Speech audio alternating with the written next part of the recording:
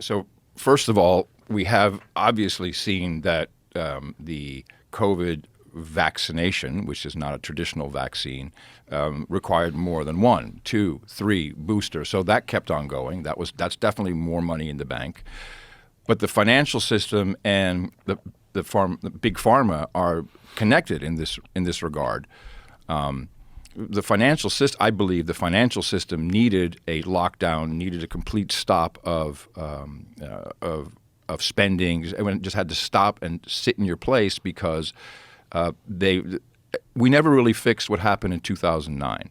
That was all shoved under the rug, and we just took interest rates down to almost zero. Free money, and that stimulated everything. We got free money for everything. Free money for every company, every DoorDash, every Silicon Valley, thing. You don't have to make profit. We'll just raise more money. Keep going.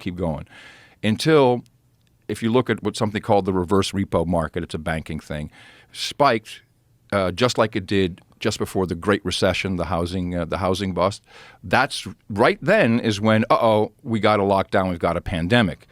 And I would argue that seeing as, this recent bug that people have that's going around, which is not COVID, it's not flu, whatever it is. RSV? No, it's unidentified. No, I don't think anyone cares anymore, although it seems to be pretty bad.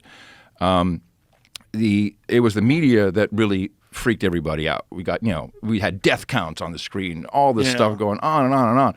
And everyone stayed home, and that allowed everything to calm down, allowed the financial markets to do some shuffling back and forth. And then we did, of course, what they needed to do is create a whole bunch of extra money and get that out there, which, of course, is what caused inflation. And this is going to be here for a while. And so those two are linked, whether purposefully or not. The lockdown and the pandemic and the fear and the destruction of companies and jobs, et cetera, was beneficial to the financial system. And now I think they're just out of control. I think it's like 40% of all dollars ever created, which, they're printed basically on a computer, were made in the last 3 years. What? So since the dollar started, yes. No way. Jamie, look it up. Oh, my God. Yeah, 40%. Oh, my God. I can't handle this. Yeah, and that went to you can. And that went to a lot of people got really rich. If you look at Lake Austin, after the pandemic, everybody upgraded their toys. There was new speedboats. Everyone had everyone who had money just made more and just did incredibly well. So here it is. This was November 21.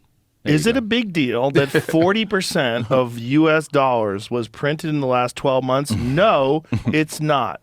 Well, thank you. What is this guy's name? It's not. All right. How do you say that guy's name? I don't know him.